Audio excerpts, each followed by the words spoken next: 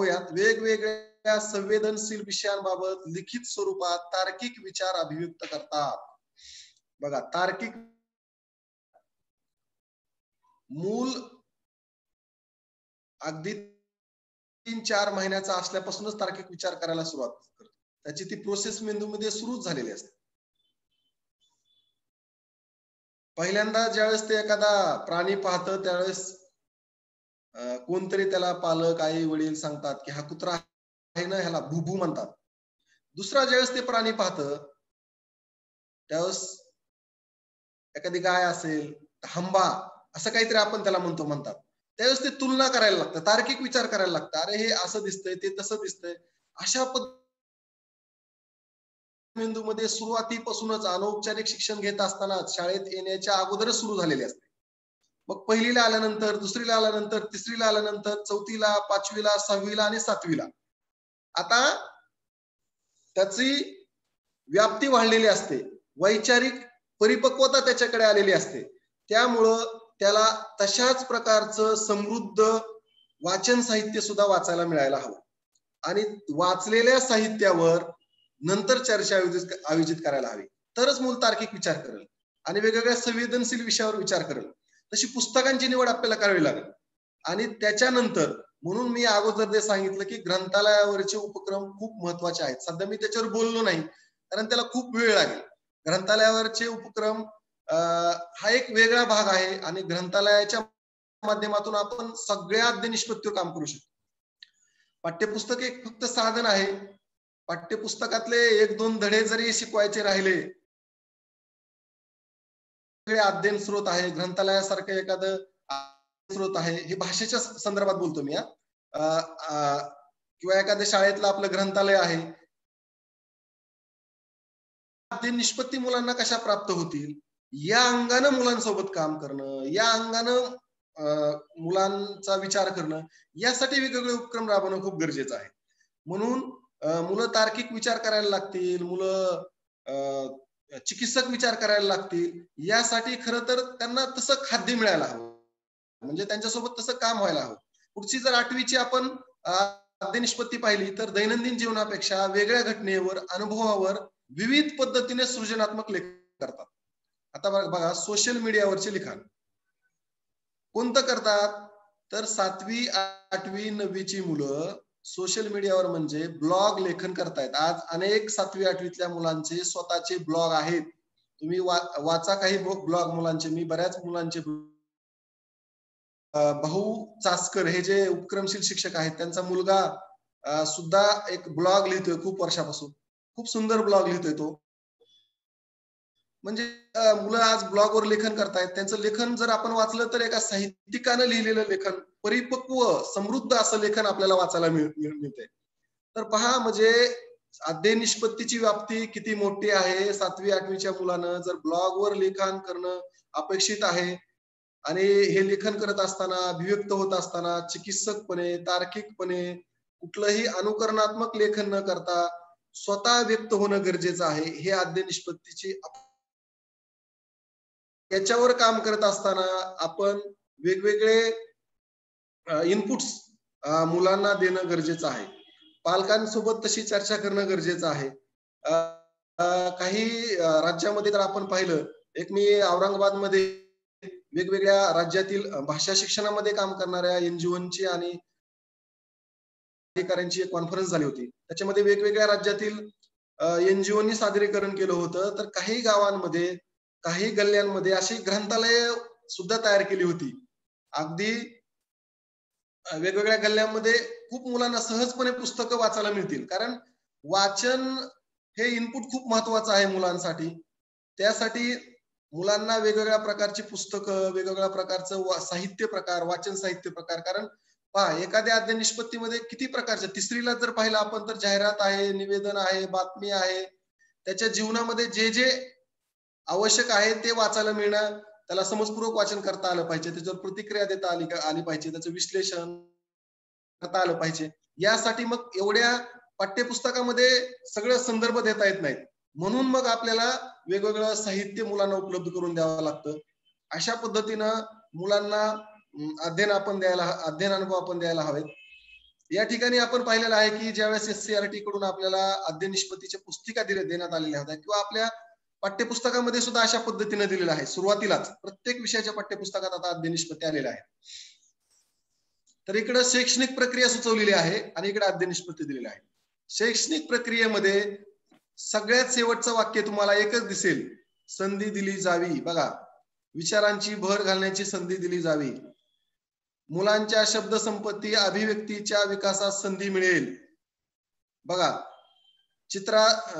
चित्राने संदर्भाच्या आधाराने समजण्याची संधी दिली जावी.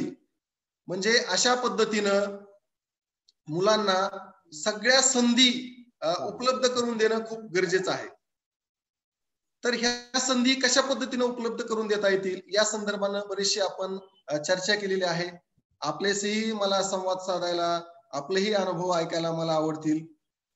तर 8वीच्या स्तरावर ह्या सगळ्या संधी देत असताना कोणते कोणते उपक्रम आपल्याला राबवता येतील? समजा इथे जे काही 8-10 उपक्रम आपल्याला दिसत असतील, मग चरित्र लेखन असेल, पत्रलेखन असेल, काव्य लेखन कार्यशाळा असेल, कथा लेखन असेल किंवा ब्लॉगवर लेखन असेल, एखादा कार्यक्रम आपल्या शाळेमध्ये झाला, वाचन प्रेरणा दिन आपल्या शाळेमध्ये साजरा केलेला असतो. मुलांना आपण अहवाल लिहायला सांगतो की वाचन प्रेरणा दिन साजरा केलेला आहे ना, किंवा महापुरुषांच्या जयंत्या पुण्यतिथ्या आपण साजऱ्या करतो, त्याचं अहवाल लेखन मुलांना करायला लावणे हे सुद्धा मुलांची अभिव्यक्ती आहे.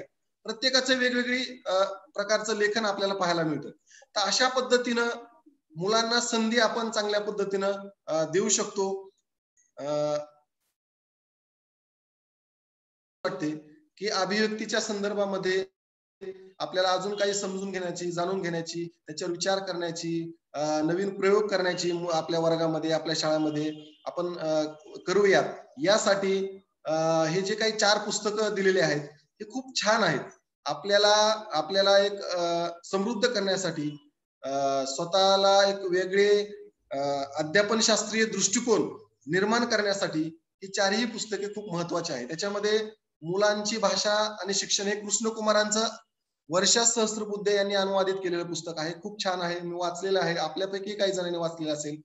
ग्राममंगलचं रमेश पानसे सरांचं हे पुस्तक आहे, निळे आकाश, हिरवी झाडे, काळी माती. त्याचबरोबर मंजिरी निमकर यांचं मुलांचे सृजनात्मक लिखाण आहे. नामदेव माळी सरांचं चला लिहूया हे पुस्तक आहे. हे नक्की आपण वाचूयात, जेणेकरून आपल्याला अभिव्यक्तीच्या संधी कशा पद्धतीने मुलांना देता येतील याबद्दल आपल्याला मुलांसोबत काम करण्याची दृष्टी आणि शास्त्रीय दृष्टिकोन आपल्याला प्राप्त होईल असा मला विश्वास वाटतो आणि खात्रीही वाटते. तर धन्यवाद. आपल्याशी चर्चा करण्याची संधी डायट मुरुडच्या माध्यमातून मला मिळाली, त्याबद्दल आदरणीय प्राचार्य महोदय आणि सर्व अधिकारी, सर्व आमचे विषय सहाय्यक सर्वांचं मी मनापासून आभार मानतो. आपण पुढेही भेटत राहूया. मी स्वतः ब्लॉगवर लिहित असतो. माझा शिक्षण संवाद नावाचा ब्लॉग आहे. जवळपास मी 2014 पासून मी ब्लॉग लिहितोय. याच्यावरही मी माझे काही शैक्षणिक अनुभव शेअर करीत असतो.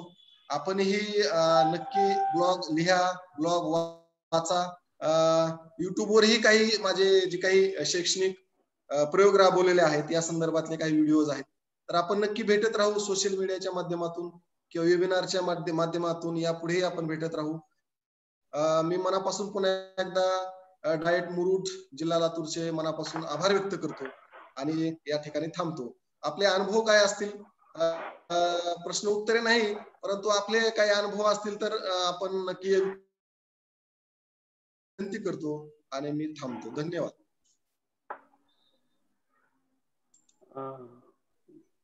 धन्यवाद सर.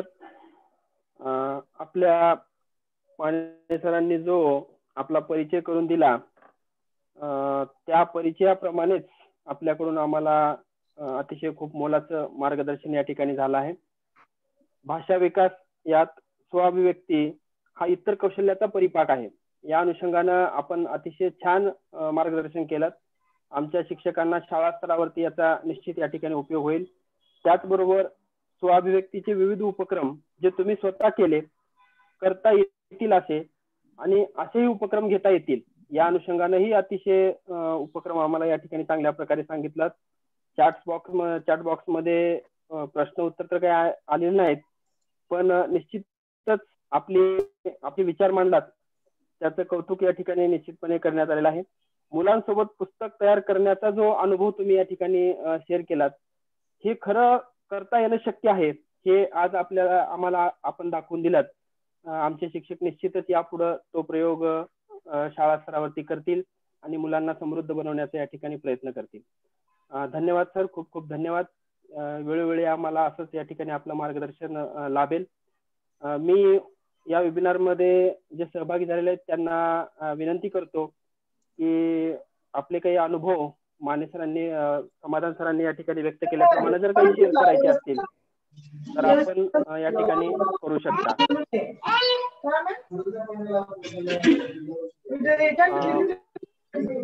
माईक आपले म्यूट करावे कृपया.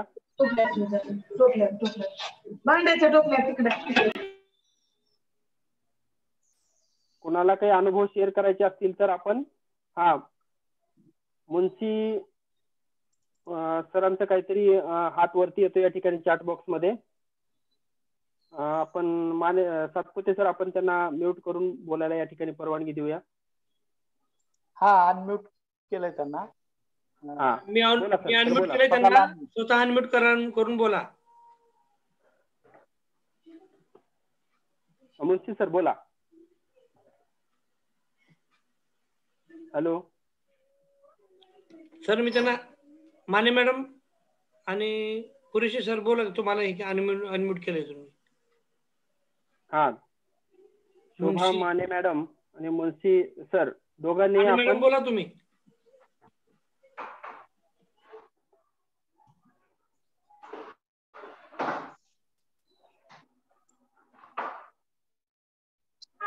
माने मॅडम तुम्हाला अनम्यूट केले, बोला.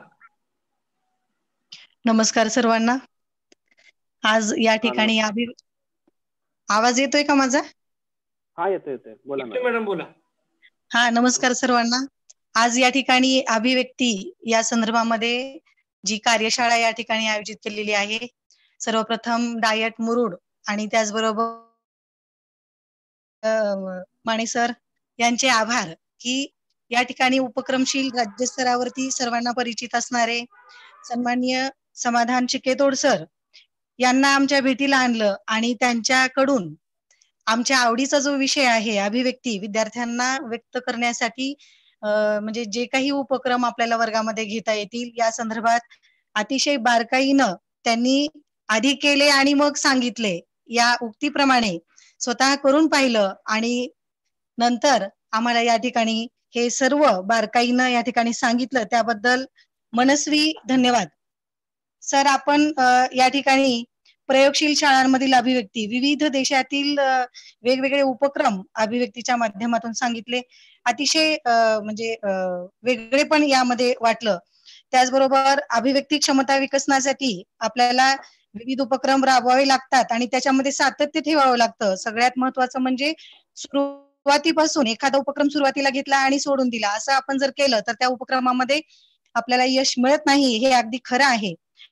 त्याचबरोबर आम्ही सुद्धा आमच्या शाळेमध्ये वेगवेगळे उपक्रम राबवतोय आणि हे उपक्रम राबवत असताना आपलं कुठे काय चुकते हेही आपल्या लक्षात या ठिकाणी म्हणजे लहान सहान गोष्टी लक्षात आल्या. तर यामध्ये जे काही उपक्रम म्हणजे आम्ही माझ्या शाळेमध्ये मी राबवलेले आहेत आमच्या सर्व शिक्षकांच्या माध्यमातून, मला वाटतं 3 वर्षापूर्वी मी जिल्हा परिषद प्राथमिक शाळा जेवढी तालुका लातूर या ठिकाणी होते, तर त्या शाळेमध्ये विद्यार्थ्यांचं स्वतः काव्यरचित जे काही पुस्तक तयार केलं मुलांनी, स्वतः छोट्या छोट्या कविता ते सादर करायचे. याच्यासाठी शाळेमध्ये कार्यशाळा घेतली होती. लातूरच्या प्रसिद्ध कवयित्री नयन राजमाने यांनी एक दिवस शाळेत येऊन मुलांची भेट घेतली आणि कविता कशी तयार करावी अशा 1-2 कार्यशाळा घेतल्या आणि मग आपल्या परिपाठामधून मुलांना मी सतत प्रोत्साहित करायचे की बाबा रे मुलांना तुम्ही सुद्धा करू शकतात हे, आणि मग छोट्या छोट्या कविता ते तयार करू लागले आणि परिपाठामध्ये त्याचं सादरीकरण होऊ लागलं. आणि असं म्हणता म्हणता जेवढीची इयत्ता 7वीची विद्यार्थिनी कुमारी नागेश्री नाईक हिनं 200 कविता तयार केल्या. त्याचबरोबर अभिषेक यादव असेल, शैलेश यादव असेल, वैष्णवी कांबळे असेल, अशा जवळजवळ 10 ते 12 विद्यार्थी त्या शाळेमध्ये कवी झाले आणि त्यांच्या सगळ्या कवित्र्या. मग आता या सर्व कवितांचं करायचं काय, आणि मग मी त्यांना त्यावेळेला शब्द दिलेला होता की तुमच्या पुस्तकाचं प्रकाशन होईल, तुम्ही फक्त कविता करत राहा. आणि अशा पद्धतीनं जेवढीच्या मुलांचं उत्तुंग भरारी बालकवींची हे पुस्तक त्या ठिकाणी प्रकाशित झालं आणि त्याची प्रेरणा आमच्या लातूरच्या म्हणजे आधीच्या गट शिक्षणाधिकारी आदरणीय तृप्ती अंधारे मॅडम यांनी सतत वेळोवेळी केलेलं प्रोत्साहन, त्यामुळे माझ्या या मुलांचं पुस्तक प्रकाशित झालं. आणि हे पुस्तक त्यानंतर हे मुलं आजही ते कविता करतायत. तिथून त्याच शाळेमध्ये इयत्ता दुसरीच्या मुलांचं अभिरूपता हे पुस्तक त्या ठिकाणी प्रकाशित झालं होतं की वर्गामध्ये मी भिंतीवरती छोटी छोटी चित्र काढायचे, म्हणजे तर त्या चित्रांच्या माध्यमातून मुलं बोलकी व्हायची. आपण सांगितलं मगाशी की चित्रांच्या माध्यमातून सुद्धा मुलं बोलकी होतात. तर तळफलकावर काढलेल्या चित्रांवरती मुलं बोलायचे आणि मग पहिलीच्या वर्गामध्ये त्यांना संवाद कौशल्य त्यांना अवगत झालं आणि दुसरीच्या वर्गामध्ये आल्यानंतर त्यांनी याच विषयावरती अभिरूपता म्हणजे एखाद्या प्रसंगाशी अभिरूप होऊन त्यामध्ये तन्मयतेनं व्यक्त होणं, तर अशा मतितार्थाचं एक पुस्तक त्या ठिकाणी इयत्ता दुसरीच्या मुलांचं प्रकाशित झालं. तर त्या शाळेतून पुढे बदली झाल्यानंतर औसा तालुक्यातील वानवडा शाळेमध्ये मी जेव्हा आले तर तोच छंद मी पुढे जोपासला आणि मुलांनी लिहितं व्हावं, लिहिण्यातून व्यक्त व्हावं, अभिव्यक्त व्हावं म्हणून मुलांना छोट्या छोट्या प्रसंगातून गोष्टी कशा तयार करायच्या हे सांगत गेले आणि त्यातून मग गुज गोष्टी हे पुस्तक तयार झालं. तर मला या ठिकाणी सांगायला अभिमान वाटतो की थोडस जर आपण चिकाटीनं आणि सातत्य ठेवलं तर नक्कीच यामध्ये आपल्याला मुलं सहकार्य करतात. तर मुलांनी स्वतः व्यक्त होणं हे महत्वाचं, हे आपण सांगितलं, हे अगदी मनोमन पटतं. आणि आपण सांगितलेला जो उपक्रम आहे की आपले जे शिक्षण तज्ञ आदरणीय भाऊसाहेब चासकर त्यांचा मुलगा ब्लॉग लेखन करतोय, ही गोष्ट मला आता समजली. खरंच किती अफलातून हे उपक्रम आहेत. तर या सर्व उपक्रमांसोबतच कथा लेखन असेल, काव्य लेखन असेल, त्याचबरोबर वाचन प्रेरणा दिनाच्या निमित्तानेही अनेक प्रकारचे आपल्याला म्हणजे उपक्रम घेता आलेले आहेत किंवा घेतलेले आहेत. ग्रंथालयावरचा उपक्रम आपण सांगितला, त्याचप्रमाणे आम्ही शाळेमध्ये सुद्धा फिरते वाचनालय हा उपक्रम स्वतः मी वानवडा शाळेमध्ये राबवलेला आहे. लॉकडाऊनमुळे या कोरोना काळामध्ये काही उपक्रमांमध्ये शिथिलता आलेली आहे, पण आता लवकरच शाळेमध्ये कधी एकदा जाऊ आणि पुन्हा एकदा या उपक्रमांची रेलचेल कशी सुरू होईल याचे वेध लागलेले आहेत. आपण सांगितल्याप्रमाणे हस्तलिखित तयार करणे असेल, कविता संग्रह असेल, पत्रलेखन. नुकतंच मी पालकांना एक पत्र लिहिलं होतं की विद्यार्थ्यांचा प्रतिसाद थोडासा कमी मिळू लागला होता दिवाळीच्या नंतर आणि पुन्हा त्यांना या प्रोसेसमध्ये आणण्यासाठी व्हॉट्सअपवरचा अभ्यास असेल किंवा ऑफलाईन अभ्यास असेल तर त्याच्यामध्ये थोडीशी शिथिलता दिसू लागली. आणि मग मी जेव्हा पत्र त्यांना लिहिलं पालकांना, एक विनंती आव्हान केलं की बाबा रे असं तुम्ही म्हणजे दुर्लक्ष करू नका आणि आपली संतती हीच खरी संपत्ती आहे, अशा अर्थाचं एक पत्र त्यांना लिहिल्यानंतर पुन्हा मला चांगल्या पद्धतीचा प्रतिसाद मिळू लागला. तर हे जे काही उपक्रम आहेत तर हे उपक्रम सतत नाविन्यपूर्ण वेगवेगळे आपण राबवलेले आहेत. ते संबंध राज्याला तुम्ही ते दिलेली एक ठेव आहे, अनमोल असा ठेवा आहे विचारांचा. तर हा ठेवा आम्ही सुद्धा त्यातला जे जे काही म्हणजे चांगलं आहे ते सगळं काही आम्ही घेण्याचा प्रयत्न करू आम्ही. आणि प्लस आपले उपक्रम याच्या माध्यमातून अधिक उपक्रमशील बनण्याचा प्रयत्न करू आणि याच्यातून फक्त उपक्रमच राबवायचे नाही तर यातून विद्यार्थी कसे बोलके होतील, विद्यार्थी गुणवत्ता कशी सुधारेल यासाठी आपला नक्कीच प्रयत्न असेल.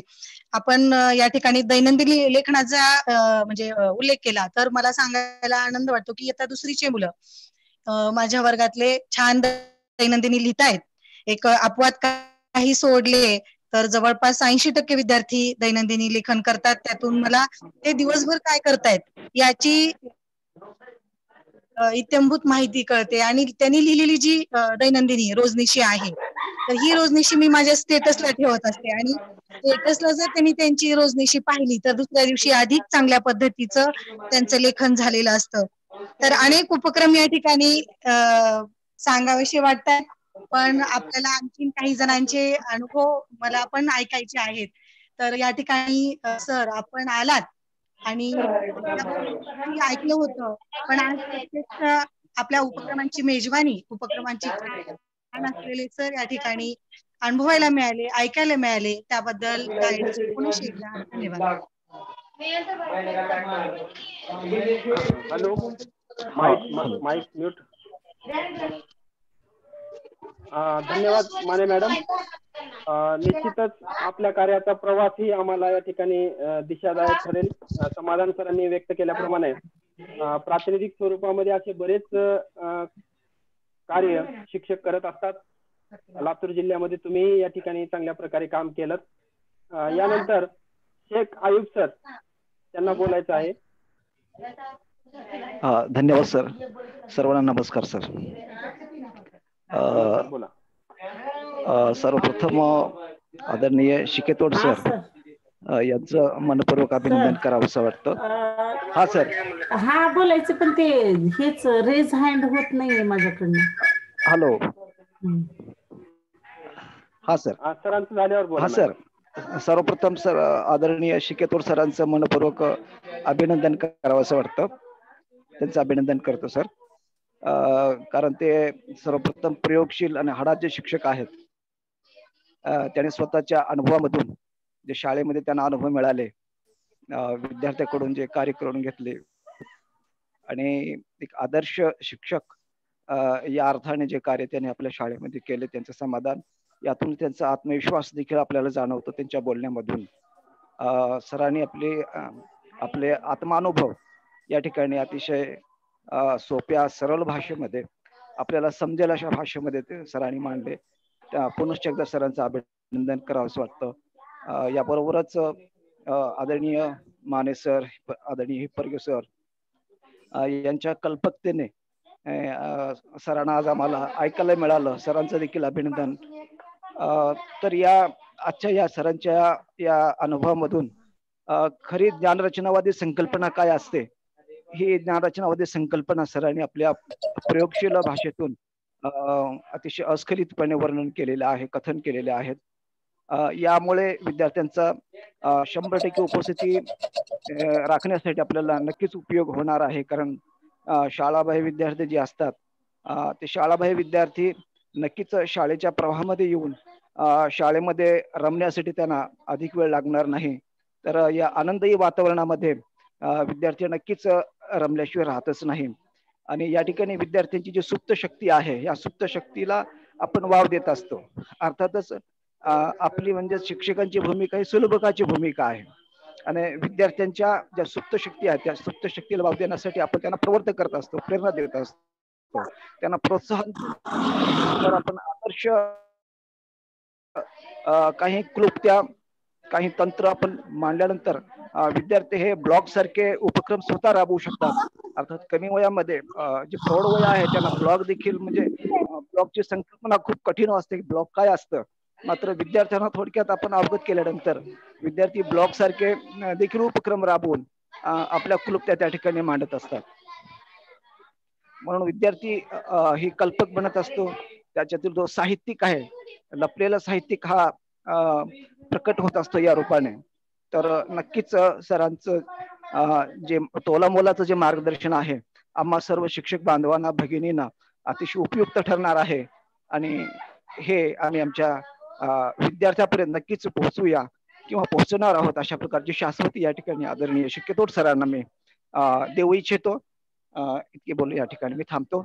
आपण बोलण्याची संधी दिली त्याबद्दल आपले आभार व्यक्त करतो. Thank you sir. धन्यवाद Ayub sir. Thank you sir. Thank you sir जी.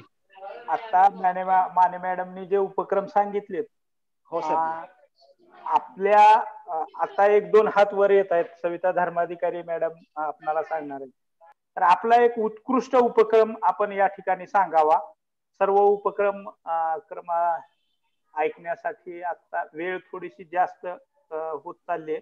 त्यामुळे एक सुंदर उपक्रम आपण यापुढेही आपण वेबिनार घेणार आहोत. त्यानंतर मुलांचा अभ्यास घेताना आहे मनीषा कांबळे या 1ली ते 5वीच्या मुलांचा अभ्यास कसा घ्यायचा आणि 6वी ते 8वीचा असे 2 वेबिनारचं आयोजन आपण केलेलं आहे. त्याचबरोबर गोष्टी सांगण्याच्या नवनवीन पद्धती, जे कल्पेश समेळ आहेत फेलो गोष्टरंगचे, त्यांचं एक वेबिनार आपण घेणार आहोत. आणि शिक्षणाचे बदलते आयाम, आत्ताच ज्यांचं मार्गदर्शन आपल्याला लाभलेलं आहे प्रास्ताविकाच्या नंतर, त्या डॉक्टर भागीरथी गिरी मॅडम यांचंही या ठिकाणी एका वेबिनारचं आयोजन करण्यात आलेलं आहे. आणि वाचून दाखवण्याचे महत्व हे सविता आष्टेकर हे आपलं वेबिनार घेणार आहेत. तर या पुढच्या वेबिनार मध्ये सुद्धा आपणाला काही उपक्रम सादरीकरण करायचं आहे. आणि अशा पोस्ट जेव्हा जिल्हा शिक्षण आणि प्रशिक्षण संस्थेकडून येतील तेव्हा आपण जास्तीत जास्त शिक्षकांनी सहभागी व्हायचंय. आपण मराठी भाषा विभागामार्फत पुढेही आणखीन उपक्रम घेत आहोत. तेव्हा आता आपला एक अनेक उपक्रमशील शिक्षक आपल्या जिल्ह्यामध्ये सुद्धा आहेत. आत्ता समाधान शिकेतोड सरांनी जे उपक्रम सांगितले त्यातले अनेक उपक्रम आपल्या जिल्ह्यामध्ये सुद्धा चालतात. तर प्रत्येक शिक्षक हा विविध उपक्रम घेत असतो आणि त्यामुळे आता माझी विनंती अशी आहे की आपण एक उत्तम उपक्रम सांगावा, म्हणजे त्याचं अनुकरण किंवा तो उपक्रम इतरांनाही मार्गदर्शक करेल. सविता धर्माधिकारी मॅडम यांना विनंती करतो त्यांनी आपला उपक्रम सांगावा. त्यानंतर मंगल डोंगरे मॅडम हे आपल्याशी बोलणार आहेत. सर तेव्हा धर्माधिकारी मॅडम. नमस्कार सर्वांना. माने सर, डायट प्राचार्य अनिल मुरकुटे सर, समाधान शिकेतोड सर, सर्वांना नमस्कार.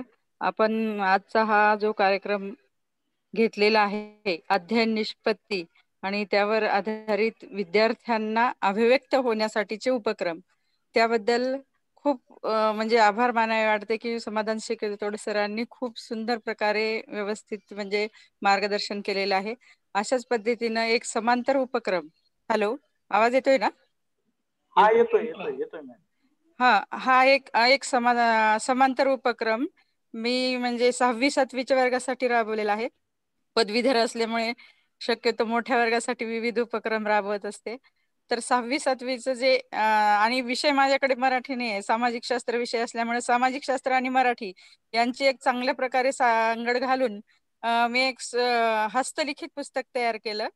त्यामध्ये त्या पुस्तकामध्ये सर्व आतापर्यंत होऊन गेलेले आपले राजे, त्याच्यानंतर ग्रामपंचायत, पंचायत समिती, ह्या ज्या आहेत नगरपंचायत, म्हणजे सामाजिक शास्त्र विषय आणि इतिहास यावर आधारित एक अभिव्यक्तीसाठी त्यांना वेगवेगळे विषय देऊन मुलांना की तुमच्या पुस्तकात अनुसरून समजा छत्रपती शिवाजी महाराज आहेत, संभाजी महाराज आहेत, ताराबाई आहे, जिजाबाई आहे, अशा वेगवेगळे विषय देऊन संदर्भ म्हणून तुमचे पुस्तक वापरा.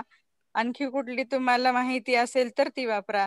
मी सांगितलेल्या गोष्टीचा आशय वापरा आणि तुम्ही ते अभिव्यक्त व्हा असं त्यांना सांगितल्यानंतर प्रत्येकाने 1-2, 3-3 पेज प्रत्येक विषयावर विद्यार्थ्यांनी अभिव्यक्त झाले.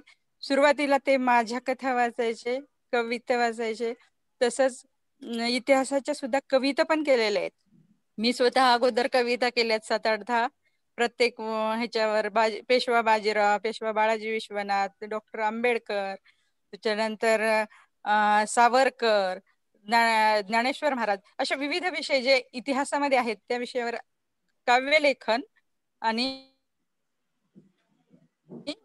त्या विषयावर आधारित अनुभव लेखन किंवा ललित अशा पद्धतीने प्रत्येक विद्यार्थ्यांनी अभिव्यक्त झालेले एक सुंदर पुस्तक जिल्हा परिषद केंद्रीय प्राथमिक शाळा कासारखेडा येथे तयार केलेला आहे. हा एक अनुभव खूप चांगला वाटला, कारण त्या निमित्तानं त्यांनी आता ग्रामपंचायतचं तर इतकं सुंदर लिहिलं त्यांनी की त्यांच्या गावची ग्रामपंचायत कधी तयार झाली, कशी तयार झाली, सदस्य किती आहेत, या दृष्टिकोनातून म्हणजे ग्रामपंचायत कशी तयार होते, किती सदस्य असायला पाहिजेत आणि आमच्या ग्रामपंचायत कशी चालते आणि तिथं काय काय कार्यक्रम घेतले जातात, हे सर्व व्यवस्थित लिहिलेलं आहे. ही अभिव्यक्तीची एक वेगळी पद्धत मी वापरली. जास्त सांगत नाही, एक अनुभव सांगायला सांगितले माने सरांनी आणि संधी दिल्याबद्दल संयोजकाचे आभार.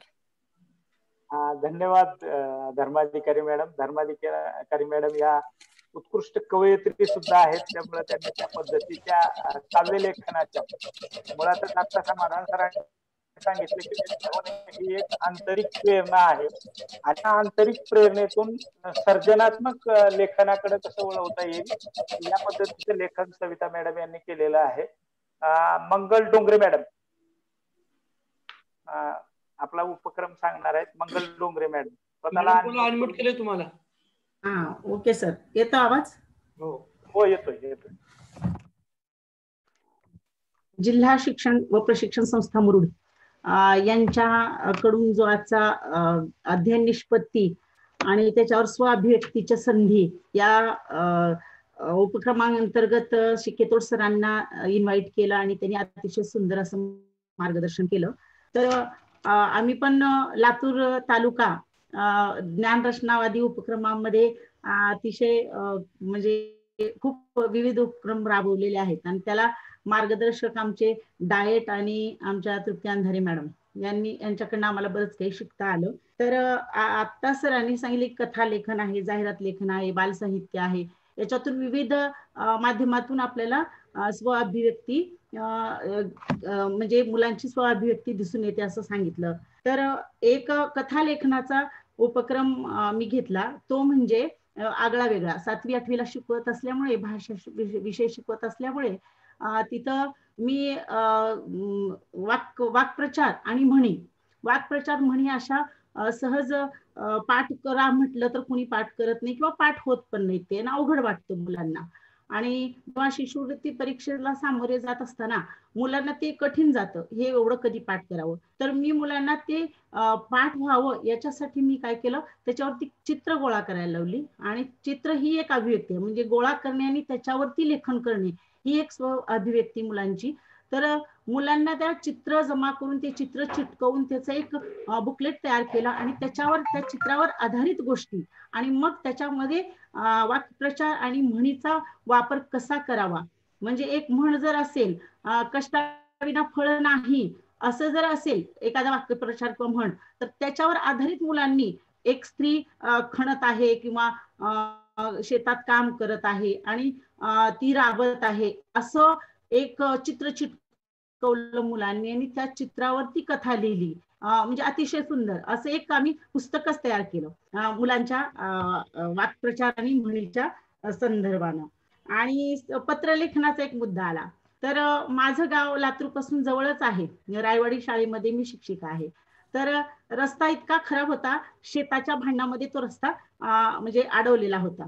तर तिथं डांबरीकरण नव्हतं, तर चिखल व्हायचा, पाणी साठायचं. मग आम्ही अलीकडे गाड्या सोडायचो आणि पायी जायचो, कुणाला तरी चावी द्यायची आणि गाडी घेऊन या असं म्हणायचो. तेव्हा मुलांना वाटायचं की मॅडमला त्रास होतो. तर मग आम्ही काय केलं, सरपंच साहेबांना सांगितलं की सर तेवढं रस्त्याचं काहीतरी करा. मग अमित भैयांना म्हणजे जे आज आपल्या लातूरचे पालकमंत्री आहेत, तर त्यांना मुलांनी पत्र लिहिली की आमच्या शाळेला जेव्हा मॅडम शाळेला येतात तेव्हा मॅडमला खूप त्रास होतो, मॅडमची साडी खराब होते, मॅडमला गाडी तिकडे सोडून यावं लागतं. तर कृपया अमित भैया तुम्ही आमच्या गावाला रस्ता करून द्या. अशी जवळजवळ 6वी 7वी 8वीची मुलं 50 पत्र लिहिली मुलांनी आणि ती पत्र आम्ही अमित भैयांना पाठवली. त्याचे नमुने वगैरे आम्ही गोळा करून ठेवलेत. म्हणजे ही सुद्धा मुलांच्या नुसतं तोंड म्हणजे बोलणं किंवा संभाषणामधून व्यक्त न होता मुलांनी लेखनातून ते अभिव्यक्त झालेले आहेत. अशा प्रकारची अनेक हे केलेले आहेत. कविता पण लेखन केलंय मुलांनी. तर त्या कविता लेखन करताना माझं गाव जे आहे जिथं मी काम करते तिथं खूप व्यसनी पालक आहेत आणि गाव छोटं आहे, बायकांवरच आधारित सगळं म्हणजे संसाराचा गाडा आहे. तर तिथं मुलांनी कविता इतक्या सुंदर लिहिलेल्या आहेत. गरिबी, पाण्याची टंचाई आहे, पाण्यावर कविता लिहिल्या, व्यसनावर कविता लिहिल्या आणि अतिशय सुंदर कविता अशा 60-70 कविता मुलांच्या वेचक अशा कविता घेतल्या आणि त्याचं एक पुस्तक रूपात मी परवाच त्याचं म्हणजे पुस्तक तयार होऊन आलं, पंख प्रतिभेचे. आणि त्याला प्रभाकर साळेगावकर सर माजलगावचे शिक्षक, त्यांनी ते अतिशय उत्कृष्ट असे कवी आहेत, तर त्यांनी प्रस्तावना दिली आणि खास करून त्यांनी त्या एका मुलीचा उल्लेख केला, अक्षता मगरचा, की माझ्या गावामध्ये गाव आहे चांगलं आणि तिथे खेळत नाहीत डाव, असं काहीतरी प्रसंग तिने लिहिला त्या कवितेमधून. म्हणजे तिची भावना तिनं व्यक्त केली. तर अशा प्रकारच्या कवितांचं सुंदर अशी पुस्तिका पंख प्रतिभेचे त्याच्यातून आम्ही प्रकाशित केलेल्या आहेत. मुलांच्या कविता, मुलांच्या कथासंग्रह, जसं चिकेतोड सरांनी पुस्तकं तयार केली असं सांगितलं, तशीच पुस्तकं आम्ही तयार केली आणि कुसुमाग्रजांच्या जन्मदिनानिमित्त ते कवितांचं प्रकाशन केलं आणि वाचन प्रेरणा दिनानिमित्त मुलांच्या चिकट बुक आणि त्याच्यावरच्या कथा याच्यावर आम्ही पुस्तिका तयार केल्या, त्या प्रकाशित केल्या आणि ह्या युट्यूबवर सगळ्याच कविता आम्ही टाकलेल्या आहेत मुलांच्या. आणि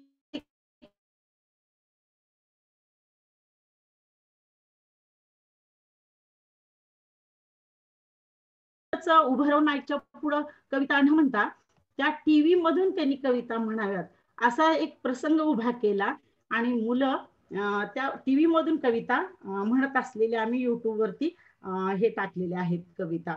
तर अहवाल लेखन सुद्धा खूप छान पद्धतीनं मुलं नुसतं सांगायचे असं झालं तसं झालं हे झालं, तर न सांगता तुम्ही ते अहवाल लेखन करा. मग आम्ही अहवाल आपण लिहितो, 26 जानेवारीचा असेल, 15 ऑगस्टचा असेल, आपण लिहितो. तर ते त्यांच्या पुढे ठेवले नमुने आणि म्हटलं की बाबा तुम्ही अशा पद्धतीने तुमची अहवाल लेखनाची वही तयार करा.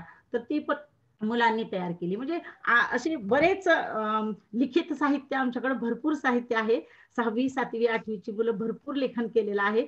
कधी प्रसंग आला तर आम्ही ते म्हणजे ह्याच्या माध्यमातून टाकू, वेबिनारच्याच माध्यमातून असंच एखादं सेशन वगैरे असेल तर त्यावेळेला आम्ही सातपुते सरांना सांगून आमचं लेखन जे आहे ते आम्ही दाखवू सगळ्यांना, ते मार्गदर्शक ठरेल. थँक्यू मॅडम, धन्यवाद. बघा, आज आपण स्वाभिव्यक्तीच्या संधी आणि अध्ययन निष्पत्ती याच्या संदर्भात वेबिनार घेतलं आणि अनेक लोक अभिव्यक्त व्हायला लागलेत. अभिव्यक्ती ही उत्कृष्ट प्रेरणा आहे आणि अभिव्यक्तीचं प्रभावी माध्यम हे काव्य आहे. आता कडमुळी जिल्हा परिषद प्राथमिक शाळा कडमुळी येथील तेलंगे मॅडम आणि जिल्हा परिषद घोणसी येथील बिराजदार सर यांच्याही शाळेमधून अशा प्रकारचे उपक्रम राबवले जातात. चॅट बॉक्स मध्ये त्यांनी लिहिलेलं आहे. मीना तौर मॅडम, आपला एक उत्कृष्ट उपक्रम सांगावा आपण. मीना तौर मॅडम. हॅलो, नमस्कार सर्वांना. हॅलो सर, आवाज येतोय ना माझा? हो, येतोय. बोला ना. सर, मी अहमदपूरमध्ये संत ज्ञानेश्वर शाळेमध्ये माध्यमिकला टीचर आहे. आता एक सगळ्यांनी वेगवेगळ्या प्रकारचा उपक्रम सांगितलाय. आता मी फक्त विद्यार्थ्यांच्या अभ्यासाच्या बाबतीत एक आणि थोडस वेगळा उपक्रम सांगते. सर, आपण म्हणतो विद्यार्थ्यांना की विद्यार्थी घरी जाऊन वाचन करावे, अभ्यास करावा असं आपण सांगत असतो. पण मी एक माझ्या असा अनुभव असा आलं की काही विद्यार्थी करणारे करतात, पण काही विद्यार्थी करत नाहीत. मग त्यांच्यासाठी मी काय केलं, जसं 1ली 2रीच्या मुलांना तुम्ही एका वाक्यातले प्रश्न देता आणि त्याची उत्तरं सहज सोप्या भाषेत ते लिहून आपल्यापर्यंत पोहोचवतात. पण मी 8वी 9वी 10वीला शिकवते आणि विज्ञान हा विषय शिकवते. मग मी पण तसा उपक्रम राबवावा असं माझ्या डोक्यात आलं, लक्षात आलं आणि विद्यार्थी याच्यातून तरी विज्ञानाकडे वळतील आणि विज्ञानाचा जास्ती अभ्यास करतील. कारण इतर विषयाचा मराठी सारखे विषय असतील, हिंदी सारखे विषय असतील, काव्यवाचन असेल, ते करतात, पण विज्ञानाकडे मात्र दुर्लक्ष देतात. म्हणून मी त्यांना सांगितलं की मी आज एक पेज जर तुम्हाला शिकवलं असेल तर तेवढंच पेज तुम्ही घरी जाऊन वाचन करायचं आणि त्याच्यातले एका वाक्यातले प्रश्न स्वतः तुम्ही काढायचे आणि स्वतः त्याचं उत्तर तुम्ही आपल्या भाषेमध्ये लिहायचं. आणि जो 1 महिन्याच्या नंतर मी तुमच्या वह्या चेक करणार, ज्यांचे जास्तीत जास्त प्रश्न तयार होतील त्यांना बक्षीस दिलं जाईल.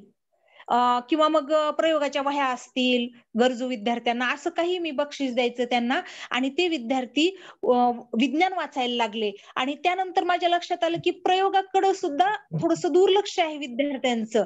मी त्यांना काही वर्गामध्ये व्हिडिओ दाखवले प्रयोगाचे आणि छोटे छोटे प्रयोग मी आपल्या जवळ सभोवताली असलेल्या वस्तूंमध्ये प्रयोग करून दाखवला.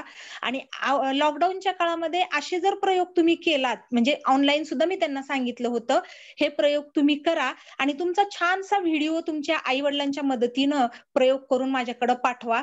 काही विद्यार्थ्यांनी व्हिडिओ सुद्धा पाठवलेले आहेत. प्रयत्न केलेत, खूप चांगला प्रयत्न केलेत, पण त्याच्यापेक्षाही चांगला प्रयत्न अजून इथून जसे जसे व्हिडिओ माझ्याकडे येतील तसे तसे वाढलेला मला दिसतोय. असेही उपक्रम मी विज्ञानाच्या बाबतीत सुद्धा घेतलेले आहेत. धन्यवाद सर. छान मॅडम, छान.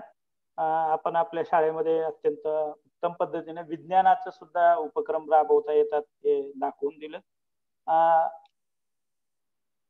आता आणखीन कोण आहे का? नाही, ठीक. भालके सर. हॅलो. हा सर. हा पुढील कार्यक्रम आता आपण इथं थांबूया. जर येतील तर ते पुढच्या वेबिनार मध्ये आपण त्यांना संधी देऊया. स्वाभिव्यक्तीच्या संदर्भातच एखादा उपक्रम असेल तर एकांना आपण संधी देऊया. आपण कार्यक्रमाचा पुढचा भाग सुरू ठेवूया. धन्यवाद सर. यानंतर या वेबिनारसाठी उपस्थित आमच्या डाएटचे माननीय प्राचार्य जे आमचे प्रेरणास्थान आहेत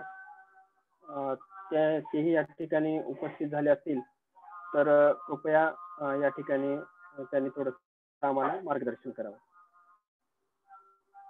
आदरणीय मुरकुटे सर. प्रकाश सर मुरकुटे साहेब नाहीत मीटिंग मध्ये.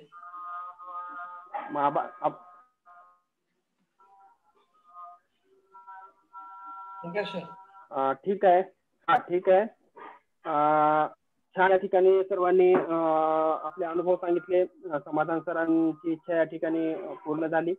यानंतर या वेबिनार शेवटचा टप्पा या वेबिनारचा आभार प्रदर्शन करण्यासाठी आमचे सहकारी रेणापूर तालुक्यात कार्यरत असलेले आत्मे मॅडम यांना मी विनंती करतो की या वेबिनारचं या ठिकाणी आभार प्रदर्शन करावं. आत्मे मॅडम. नमस्ते सर, आवाज येतो माझा? हो येतो बोला. हा सर. नमस्कार सर्वांना. जिल्हा प्रशिक्षण व प्रशिक्षण संस्था मुरुड जिल्हा लातूर अंतर्गत मराठी भाषा विभाग यांच्याकडून अभिव्यक्ती निष्पत्ती ऑनलाईन वेबिनार हे माननीय प्राचार्य आम्हाला वेळोवेळी मार्गदर्शन करणारे उत्कृष्ट मार्गदर्शक तसेच आमचे प्रेरणास्थान असलेले अनिल मुरकुटे साहेब यांचे मी आभार व्यक्त करते. मराठी विभाग प्रमुख श्री मुकुंद धैफळे सर यांचे आभार. मार्गदर्शक वक्ते व्याख्याते यांनी वेळात वेळ काढून आमच्या सखोल ज्ञानात भर घालून दिशा देणारे श्री समाधान शिकेतोड सर विषय सहाय्यक डाएट उस्मानाबाद यांचे मी आभार व्यक्त करते.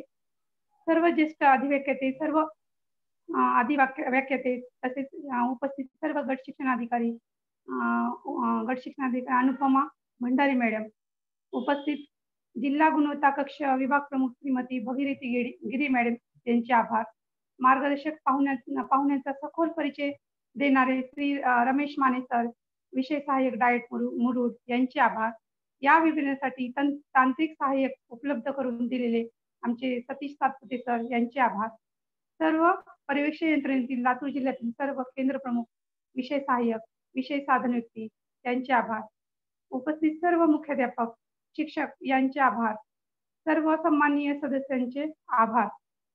या वेबिनारसाठी प्रत्यक्ष अप्रत्यक्ष सहकार्य लाभलेले सर्वांचे हृदयपूर्वक आभार. आणि संयोजक प्रकाश भालके सर यांनी मला बोलण्याची संधी उपलब्ध करून दिली यांचेही मी आभार मानते आणि या ठिकाणी मी थांबते. धन्यवाद.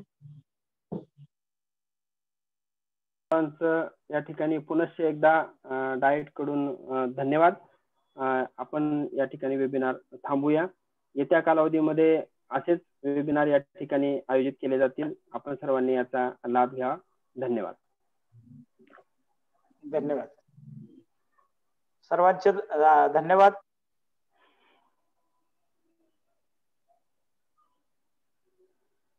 माने सर मीटिंग थांबवतोय मी. हो चालेल. Okay sir. Okay sir.